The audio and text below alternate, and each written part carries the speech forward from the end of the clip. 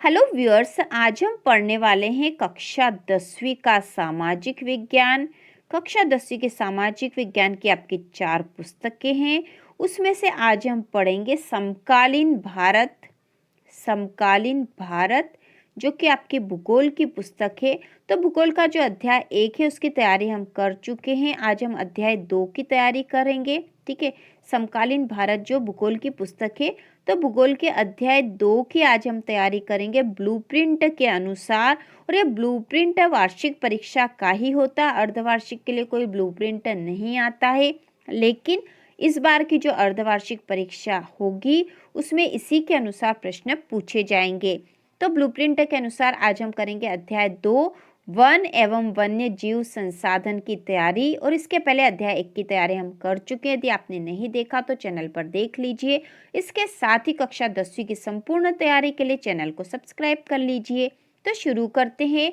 अध्याय जो 2 है वन एवं वन्य जीव संसाधन, इस पे कुल 4 अंक आवंटित थे। मतलब 4 अंकों के प्रश्न पूछे जाएंगे, जिसमें से एक प्रश्न तो वस्तुनिष्ठ होगा।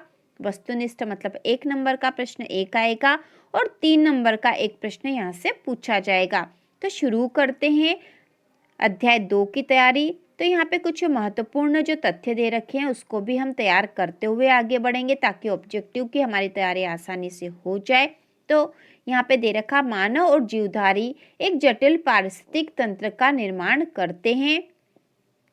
वन पारिस्थितिकी तंत्र में महत्वपूर्ण भूमिका निभाते हैं, क्योंकि ये प्राथमिक उत्पादक है जिन पर दूसरे सभी जीव निर्भर रहते हैं। भारत जैव विविधता की दृष्टि से विश्व के सबसे समृद्ध देशों में से एक है। मुंडा और संथाल जनजातियां छोटा नागपुर पठार की प्रमुख जनजातियां है। अगला है भारत में संयुक्त वन प्रबंधन कार्यक्रम 1988 में प्रारंभ हुआ। इसके बाद अगला देश में वन आवरण के अंतर्गत अनुमानित 8,07,276 वर्ग किलोमीटर क्षेत्रफल है। यह देश के कुल भौगोलिक क्षेत्रफल का 24.56% है। इसके बाद अगला है जनजातीय क्षेत्रों, विशेषकर पूर्वोत्तर और मध्य भारत में स्थानांतरी मतलब झूम खेती अथवा स्लेश और बर्न खेती के चलते वनों की कटाई या निम्नीकरण हुआ है। इसके बाद जो अगला और महत्वपूर्ण है वह भारतीय वन्यजीव अधिनियम 1972 में लागू किया गया था और भारत में कुल भौगोलिक क्षेत्रफल के 24.16% भाग पर वन पाए जाते हैं। आगे प्रश्न है भारतीय जैव विविधता को प्रभावित करने वाले कोई 3 कारक लिखिए। तो जैव विविधता को प्रभावित करने वाले कारक है जंगली जानवरों का शिकार, दूसरा है पर्यावरण प्रदूषण और तीसरा है वन्य जीवन के आवास का विनाश। ठीक है, क्या कारण है? जैव विविधता को प्रभावित करने वाले कारण है जंगली जानवरों का शिकार, पर्यावरण प्रदूषण और वन्य जीव के आवास का विनाश। इसके बाद अगला प्रश्न है एक शब्द या वाक्य में उत्तर। इसमें है टिहरी में किसानों द्वारा कौन सा आंदोलन चलाया गया था? तो टिहरी में किसानों द्वारा बीज बचाओ, ठीक है, बीज बचाओ आंदोलन चलाया गया था। बीज बचाओ आंदोलन चलाया गया था। इसके बाद जो अगला है भारत में स्थानांतरी झूम खेती मुख्यतः किन क्षेत्रों में की जाती है? तो किन क्षेत्रों में की जाती है? पूर्वोत्तर और मध्य भारत में। पूर्वोत्तर और मध्य भारत में झूम खेती की जाती है। अगला है जैव संसाधनों का विनाश किसके विनाश से जुड़ा है? तो जैव संसाधनों का विनाश सांस्कृतिक विविधता से जुड़ा है। सांस्कृतिक विविधता से जुड़ा है। अगला है छोटा नागपुर क्षेत्र की जनजातियां किसकी पूजा करती है? तो वह महुआ और कदम्ब की पूजा करती है। अगला है भूमि पर पाया जाने वाला सबसे तेज स्तनधारी कौन सा है? तो भूमि पर पाया जाने वाला सबसे तेज स्तनधारी है चीता। ठीक है, चीता जो है सबसे तेज स्तनधारी है। इसके बाद जो अगला है श्लेष और बर्न किससे संबंधित है? श्लेष और बर्न किससे संबंधित है? तो ये स्थानांतरित कृषि से संबंधित थे। अगला है विकासशील देशों में पर्यावरण विनाश का मुख्य दोषी किसे माना जाता है? तो वहां पर माना जाता है औद्योगिकरण को। ठीक है, औद्योगिकरण को माना जाता है। और टिहरी में किसानों द्वारा किया गया आंदोलन का नाम, तो उसका नाम था चिपको आंदोलन। इसके बाद अगला प्रश्न है, वन्य जीव संरक्षण हेतु भारत सरकार ने क्या कदम उठाया है? तो इसका उत्तर होगा, भारतीय वन्य जीव अधिनियम 1972 लागू किया गया। वन्य जीवों के आवास संरक्षण के अनेक प्रावधान रखे गए। दूसरा, संकटग्रस्त जातियों के बचाव पर जोर दिया गया और शिकार पर पूर्णतया प्रतिबंध किया गया और वन्य जीव आवासों का कानूनी रक्षण तथा जंगली जीवों के व्यापार पर प्रबल रूप से रोक लगाई गई। इसके बाद अगला जो प्रश्न है वह है, वन्य जीव संरक्षण अधिनियम में संकटग्रस्त जातियों को बचाने हेतु क्या नियम बनाए गए? ठीक है, वन्य जीव संरक्षण अधिनियम में संकटग्रस्त जातियों को बचाने हेतु क्या नियम बनाए गए? तो इसका उत्तर है, वन्य जीव के आवास को कानूनी संरक्षण दिया गया।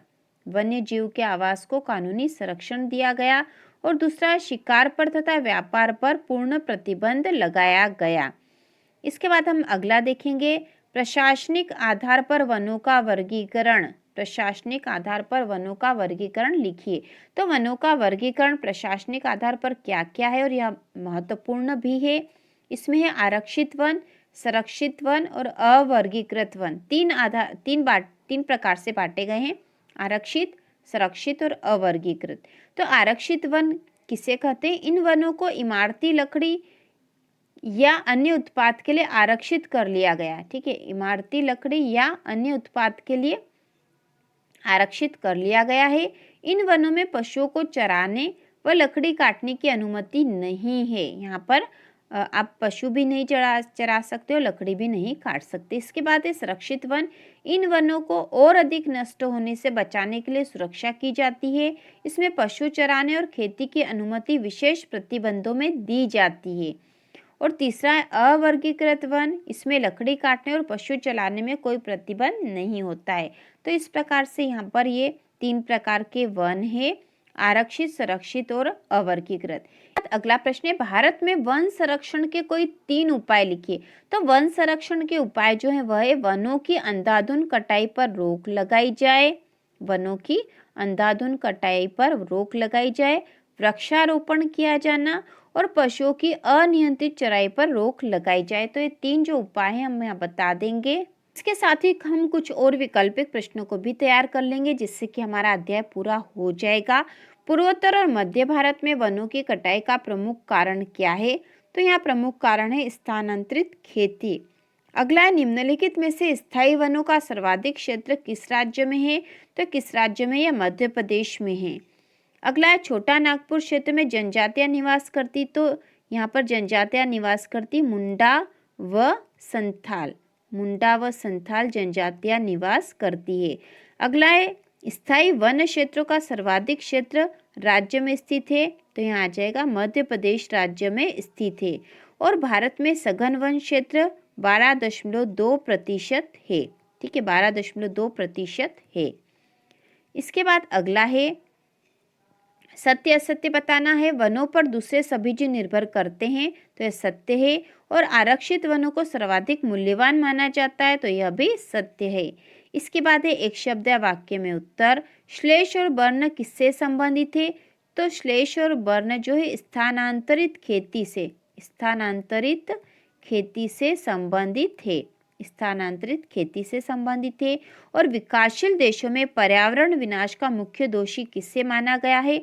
तो विकासशील देशों में पर्यावरण विनाश का मुख्य दोषी जो है औद्योगिकरण को माना गया है।